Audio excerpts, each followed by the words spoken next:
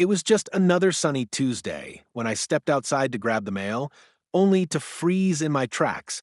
Our family's old, reliable black mailbox was gone.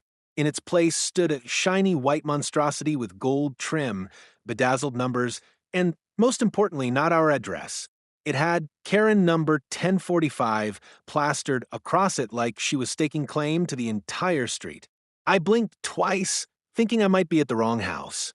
But no, there's our front porch, our lawn gnome, and even the crack in the sidewalk my dad kept promising to fix. I stormed across the lawn to our neighbor's house and banged on Karen's door, heart pounding. She answered with her usual smug smile and a wave of her HOA manual, like it was the Bible. "I fixed your mailbox," she announced proudly, like she was doing us a favor. It didn't match the community's aesthetic. "You're welcome." I was stunned. We had never received any notice from the HOA, and definitely no permission was given for anyone to touch our property. I tried to explain that it was illegal to tamper with someone's mailbox, but Karen waved me off like a fly. "Sweetheart, I am the HOA. I know the rules better than you ever will." She shut the door in my face before I could say another word. But what Karen didn't know, and what made this situation a whole lot juicier, was that my father is the regional USPS director. That's right, the guy in charge of enforcing federal postal regulations across the entire region. When I told him what happened, he didn't even flinch. "She tampered with your mailbox?" he asked, voice calm but eyes narrowing.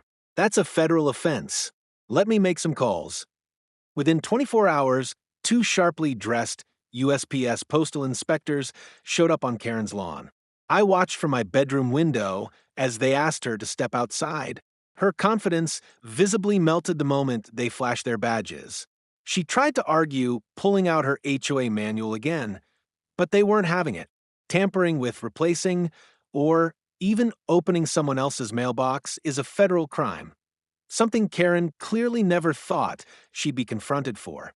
Long story short, Karen had to not only remove the mailbox she installed, but also pay a hefty fine for violating federal law. The HOA issued a formal apology to our family, and our old mailbox was restored exactly the way it was. Ever since then, Karen hasn't so much as glanced at our property. She still walks around like she owns the neighborhood, but now she gives our mailbox a wide berth, as if it might bite back. Turns out, the one rule she forgot was this: never mess with the mail, especially not when the mailman is your neighbor's dad.